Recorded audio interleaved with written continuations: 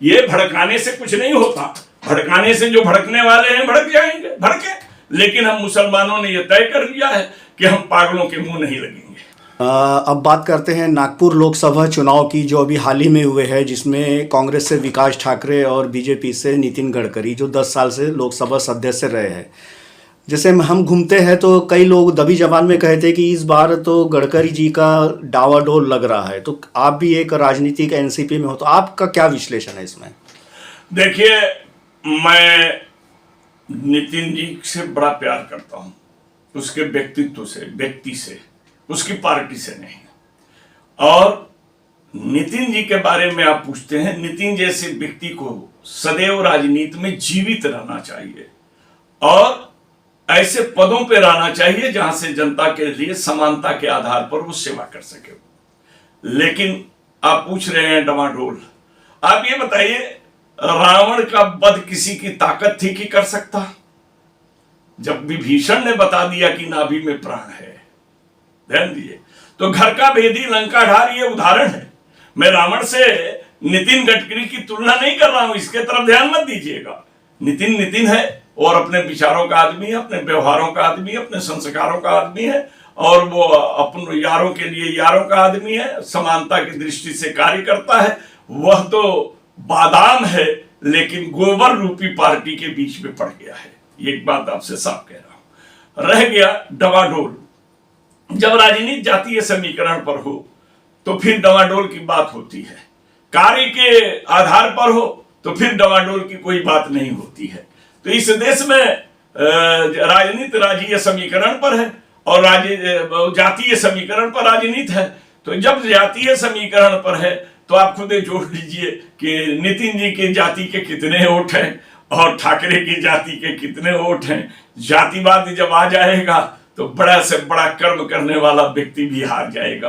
तो हम इस पर अभी इसलिए नहीं बोलेंगे कि हम जिस समाज से आते हैं वैसे हम मानव समाज का अपने आप को मानते हैं, लेकिन दुनिया हम पैदा हो गए हैं तो मुस्लिम समाज का ही आदमी मानता है। तो हमने देखा है कि हमारे समाज के लोगों का 90% से ज्यादा वोट जो है वो कांग्रेस को गया है। तो फिर हम आगे के बारे में क्या बात कर सकते हैं? सामाजिक दृष्टि से देखने पर यह सीट फंसी हुई दिखाई देती है, डमाडोल दिखाई देती है, लेकिन व्यक्ति के कर्तव्य को, व्यक्ति के विचार को, व्यक्ति के व्यवहार को देख करके अगर बात की जाए तो कहीं लड़ाई नहीं है, क्योंकि वो व्यक्ति अच्छे ढंग से काम करता है, अच्छे तरीके से काम करता है। लेकिन राजनीति में यह संभव नहीं है कि कार्य को उठ दिया जाए, यहाँ कार्य को नहीं, यहाँ जाति को। और आजकल जानते हैं कि सबसे ज्यादा आदमी इनको हराने के लिए उनको वोट दो, और चूंकि भाजपा के ग्रेजुएशन सीट के बाद से भाजपा में ही एक वर्ग जो है वो नितिन गडकरी को हराने का काम शुरू से कर रहा है। भले उनके साथ दिखाई दे, तन उनके साथ है, मन किसी और के साथ है। और ये व्यवहार तो हर राजनीतिक दल में है, ऐसा नहीं है कि नहीं है। लेकिन जब किसी को आप हरा देते हैं तो वो आपको हराने के कसम खा लेता है। तो ये भी दृष्टि देखी जाए तो सीट फंसी हुई दिखाई दे रही है। जो लोग आपसे कह रहे हैं वही लोग तो हमसे भी कहते हैं। लोगों में ये चर्चा है और इसी चर्चा पर आप हमसे चर्चा कर रहे हैं। तो चर्चाओं में हमने देखकर ये देखा है कि सच में ये सीट लड़ाई में है, फंसी हुई है, हार जीत कुछ भी हो सकती है। केंद्र सरकार कह रही है कि आरक्षण खत्म नहीं करेंगे हम लोग, और कहीं कहीं संविधान भी बदलने की बात लोग करते हैं 400 के पार। तो इस पर आपका क्या मत है? पहले यादव जी एक बताइए, आपके पास एक लोटा है और लोटा में पानी भरा हुआ है और उसी लोटे में आपको दूध लेना है, तो आप क्या करेंगे? पानी फेंक के दूध लेंगे ना।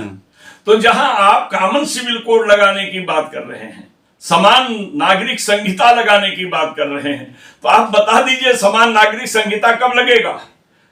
कब लगेगा? यहां तो असमान नागरिक संहिता के कारण ही तो आरक्षण है। पिछड़े वर्ग ये वो, जब को आप समानता में देखने लगेंगे तो आरक्षण रहेगा कैसे? तो पहले तो आप आरक्षण को फेंकेंगे। संविधान को के आधार पर आप कॉमन सिविल कोड ला सकते हैं, लेकिन उसको लागू करने के लिए आपको आरक्षण को फेंकना पड़ेगा। 400 पार का नारा ही इस बात का आधार देता है कि यह संविधान अगर बदलना नहीं है तो केवल सरकार की बात करते, 2/3 बहुमत की बात इसलिए कर रहे हैं कि संविधान बदलना है।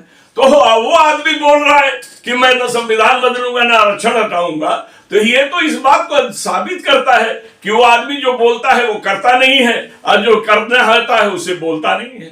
तो ये छोड़ दीजिए, उसके घोषणा पत्र में बता दीजिए कहां लिखा है कि हम संविधान नहीं बदलेंगे।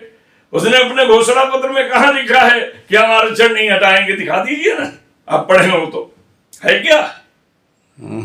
तो आप सोच लीजिए, ये हाथी की तरह खाने के दांत अलग, दिखाने के दांत अलग हैं, और कहीं कहीं पेट में भी दांत होते हैं।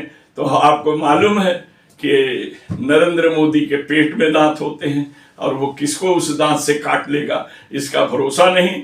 असंभव को संभव करने की बात अगर वो कर सकता है तो बात अलग है। बगैर संविधान के परिवर्तन के कॉमन सिविल कोड नहीं लगाया जा सकता है, और जब कॉमन सिविल कोड लगाना है तो आरक्षण को समाप्त किए बगैर नहीं लगाया जा सकता है। ये दोनों बातों को आप किसी भी जो कानून तज्ञ हों उनसे पूछकर देख लीजिए कि ये कहां तक है, कैसे है। जैसे हमने आपसे कहा कि लोटे में जल भरा हुआ है और उस लोटे में दूध लेना है, तो जल फेंके बगैर दूध नहीं ले सकते हैं, उसी तरह आरक्षण हटाए बगैर कॉमन सिविल कोड नहीं लगा सकते। जैसे अभी वर्तमान में अपन देख रहे हैं कि ये जो केंद्र सरकार है ये मुसलमानों के डिवाइड एंड रूल पर काम कर रही है। अभी यूपी में देखने में ये आया है कि जैसे हम पहले देखते थे कि ज्योतिबा फुले, डॉक्टर बाबा साहब अम्बेडकर जी के समय पे कि मंदिरों में कोई अनुसूचित जाति वाला जाता था तो जाने नहीं दिया जाता था, कुएं का पानी नहीं पीने दिया जाता था। अभी हाल ही में यूपी में कन्नौज में अखिलेश यादव जो है मंदिर में गए थे दर्शन करने, तो बीजेपी वालों ने, भारतीय जनता पार्टी वालों ने उसकी स्वच्छता की। तो ये कैसा अंतर हो रहा है मतलब अभी की? तो बात आपको एक बात बड़ा साफ बता दूं आपसे मेरे भाई, ये चीज को ध्यान में रखिएगा, कभी भी रखिएगा कि भाजपा वाले या सनातनी धर्म वाले, धर्म मानव से है, मानव भी धर्म के अनुकूल सभ्यता पर जीवित है, समझ लीजिएगा। हम मानते हैं तो धर्म, न माने तो क्या है, हम मानते हैं तो देवता, नहीं माने तो पत्थर है, समझ लीजिएगा। हमारे मान पर है, सम्मान पर है। और जीव क्या है, हर जीव में कौन विराजमान है? हर जीव में विराजमान तो उसी का कण है, सबको पैदा तो उसी एक ने किया है, हर अनेक ने नहीं किया है। अगर वो भगवान की मूर्ति में गए, पूजा करने गए, दिल से गए कि दिखावे से गए, मानो के जाने से अपवित्र नहीं होता, ये बात ध्यान रखिएगा।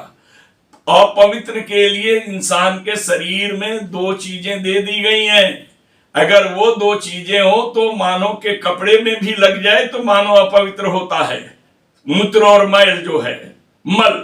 लेकिन आदमी कपड़ा बदल कर बगैर स्नान के भी चला जाए तो अपवित्र नहीं रहता है।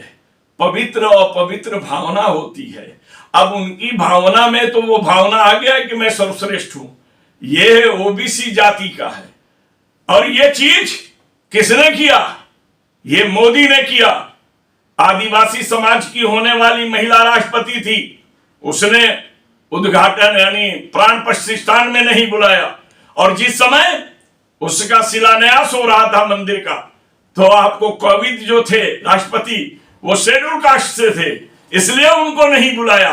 तुमने तो खुद ही वर्गीकरण कर दिया कि ये नीची जात का है, ऊंची जात का है, ये मध्य वर्ग का है। तो ये साबित होती है कि मानव में कितनी घृणा बैठा दी गई है। एक जानवर चला जाता है मंदिर के प्रांगण में तो धुलाई नहीं की जाती है। अरे यहां तक कि मैंने देखा है कुत्ता चला जाता है तो धुलाई नहीं की जाती है, गाय चली जाए तो गाय तो माता है, उस पर हम बहस नहीं करते हैं। रह गई कि धुलाई नहीं की जाती है, मगर एक इंसान के जाने पर धुलाई की जाती है। ये इंसानी नफरत, मानव के प्रति मानव में जो भेदभाव पैदा किए करने का काम किया गया है, वो उसका परिणाम है। जबकि ईश्वर ने कहा, तुलसीदास ने रामचरितमानस में लिखा, कितना प्यारा सेंटेंस लिखा है। देखिए, उसने कहा मंदिर की बात तो तुलसी ने भी नहीं कहा, क्या कहा मालूम है? अवधेश के बालक चारि सदा, तुलसी मन मंदिर में बिहरे। मन के मंदिर में भगवान को बिठा करके तुम पूजा करो, ये सबसे बड़ी बात है। ईंट मिट्टी गिट्टी के मंदिरों की बात अलग है, ये मैं नहीं कह रहा हूं, ये तो तुलसीदास ने लिखा कि औधे से के बालक चारी सदा तुलसी मन मंदिर में बिहरे। मन के मंदिर में विहार करना चाहिए, और जिसके मन के अंदर छुआछूत का भेदभाव हो वो भगवान का भक्त भी नहीं, भगवान द्वारा निर्मित किए गए सृष्टि का सभ्य व्यक्ति भी नहीं।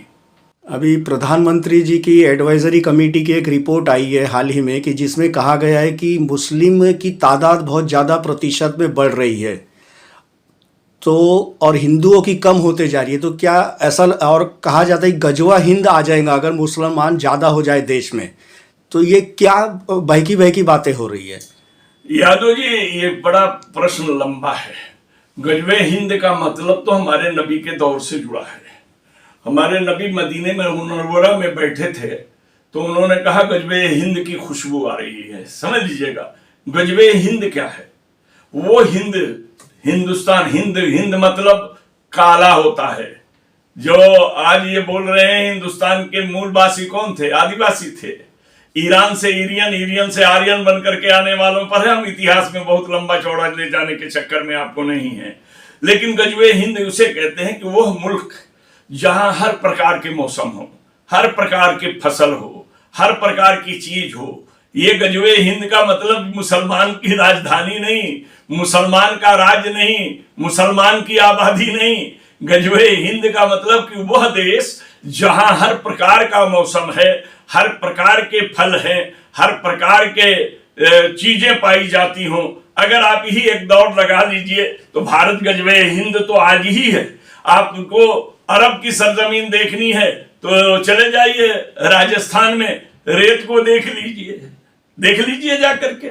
अगर आपको कश्मीर, स्विट्जरलैंड को देखना है तो कश्मीर चले जाइए। जहां भाई देखिए, सबसे बड़ी बात यह है कि जहां हर किस्म के मौसम हो। बाकी जगह केवल जाड़ा गर्मी होते हैं, हमारे यहाँ 3-4 मौसम होते हैं। हमारे यहाँ बसंत ऋतु होता है, बरसात की ऋतु होता है, फलाने के यानी कामन होते हैं। हमारे यहाँ हर फल होते हैं। तो गजवे हिंद का मतलब वो हिंद जहां हर प्रकार के मौसम हो, हर प्रकार का फल हो और हर विचारधारा के व्यक्ति हो, या हर विचारधारा के व्यक्ति हैं। तो मेरा इस पर बहस नहीं है। रह गया आबादी बढ़ने की बात। अब इनको पूछिए कि 2011 के बाद आज तक जनगणना हुई है क्या? जब जनगणना ही नहीं हुई तो आप किस आधार पर बोल देते हैं कि कौन बढ़ रहा है कौन घट रहा है? मैं मान लिया इनकी ही रिपोर्ट कि घट और बढ़ रहा है। क्या कारण है? क्या कारण है? इसके 3 मेन कारण हैं। हम नहीं मानते हैं कि मुसलमानों की आबादी बढ़ी है। मुसलमान की आबादी उसी रेशियो से बढ़ी है जिस रेशियो से गैर मुसलमानों की बढ़ी है। मैं हिंदू बोलने में भी थोड़ा शर्माता हूं कि किसी को बुरा न लग जाए और कोई कह दे कि तुम हमको हिंदू कहने वाले होते कौन है? हमको सनातनी कहिए, हमको आर्य कहिए। इसलिए मैं कहता हूं कि जो मुसलमान से हट करके हैं उनकी आबादी जिस रेशियो से बढ़ी है उसी रेशियो से मुसलमान की भी आबादी बढ़ी है। बल्कि घटने की बात मैं इसलिए कह सकता हूं कि शिक्षित मुसलमानों में भी अब लड़कियां पढ़ रही हैं, आदमी पढ़ रहे हैं। शिक्षित लोग जनसंख्या को कंट्रोल करना चाहते हैं। वो इतना ही चाहते हैं कि 2-3 बच्चे अच्छे हैं जिन बच्चों को हम पढ़ा लिखा करके कुछ बना सकें। अब भावना ये आ गई। पहले ये नहीं कि हमारे 10 बच्चे रहेंगे तो मजदूरी करने भी जाएंगे तो 10 दूनी 20 रुपया लेकर आ जाएंगे, समझ रहे कि नहीं? अब ये कहते हैं कि हमारा एक बच्चा हो, पढ़ा लिखा हो, अफसर बने, ये बने। मजदूर बनाना अब कोई नहीं चाहता, ये आप समझ लीजिए, कोई वर्ग नहीं चाहता। दूसरी चीज, आप भ्रूण हत्या की तरफ ध्यान दीजिए ना। भ्रूण हत्या किस समाज में ज्यादा हो रही है? मुस्लिम समाज भ्रूण हत्या नहीं कराता, ये ध्यान रखिएगा। वो अल्लाह से डरता है। भ्रूण हत्या किसमें हो रही है? लड़के की चाहत में अगर माँ के गर्भ में लड़की पैदा हो रही है तो आप उसका भ्रूण हत्या करा दे रहे हैं। पूछिए भारत के रिकॉर्ड में कितने परसेंटेज भ्रूण हत्या है, उतना परसेंटेज फिर आबादी घटा लीजिए। देखिए, आबादी का बढ़ना घटना यह ईश्वरीय शक्ति है, ईश्वर की देन है। कितने लोग चाहने के बाद भी औलाद नहीं पा पाते हैं। ईश्वर जिसे चाहता है, अल्लाह जिसे चाहता है उसे संतान देता है। अब रह गया कि संतान की संतुष्टि और संतान की परवरिश और संतान को आगे बढ़ाने की भावना हर समाज में जन्म ले रहा है। यह केवल हिंदू मुस्लिम में झगड़ा लगाने के लिए है। अरे मुसलमान बढ़ जाएंगे तो तुम पर हमला करके कब्जा कर लेंगे, ये भावना देने की बात है। जबकि मुसलमान कभी भी इस्लाम, मुसलमान पर बात नहीं करूंगा, लेकिन इस्लाम ने कभी भी पड़ोसी को सताने की बात नहीं करता। इस्लाम यह कहता है कि तुम्हारी जुबान और तुम्हारे हाथ से अगर किसी को बिला वजह कष्ट मिलता है तो तुम मुसलमान नहीं हो। समझ लीजिएगा, यानी पड़ोसी का ध्यान देने का सबक हमको दिया गया, चाहे वो पड़ोसी हिंदू हो, सिख हो, मुस्लिम हो या ईसाई हो, कोई हो, पड़ोसी का ध्यान दो। समझ लीजिएगा, अगर तुम्हारे घर के पकने वाले खाने की खुशबू पड़ोसी के घर जाती है तो खुशबू ही नहीं, अपने घर का खाना भी भेजो। ये इस्लाम सिखाता है।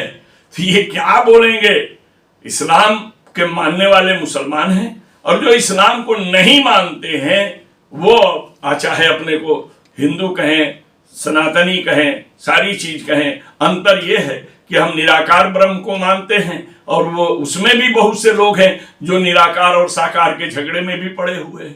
तो ये अपने अपने जगह की बात है, क्योंकि वेद ने भी कहा था एके ब्रह्म दूजे नास नास नास किंचिते नास। हमारे कुरान ने भी कहा वहदहु ला शरीक, वाहिद है वो, उसका कोई शरीक नहीं है, कोई झगड़ा नहीं है। हमारे धर्म ने कहा एहदिना सिरातल मुस्तकीम, मुझे सीधे रास्ते पर चला। वेद ने भी कहा देवा सुपथा गमामि, हे देवता मुझे सुपथ पर, अच्छे रास्ते पर चला। एक तो ये सारी चीजें होने के बावजूद भी ये भेदभाव पैदा करने वाले भेदभाव पैदा करते हैं। रह गया कि आप जिसे चाहे उसकी पूजा करें, जिसकी चाहे आराधना करें, लेकिन इंसान में प्यार रखें, क्योंकि सभी उसी ईश्वर के देन हैं, उसी अल्लाह के निर्माता हैं। इसलिए बुराई से घृणा करो, मनुष्यों से नहीं करो, बुराई को भी समझाकर दूर करने की कोशिश करो। हमारे इस्लाम ने कहा है कि बुराई को दूर करने के लिए उसे समझाओ, अगर उससे भी बुराई दूर नहीं होती है और बुरों की संख्या ज्यादा है तो तुम दूर हो जाओ। ये इस तरह की बातें हैं।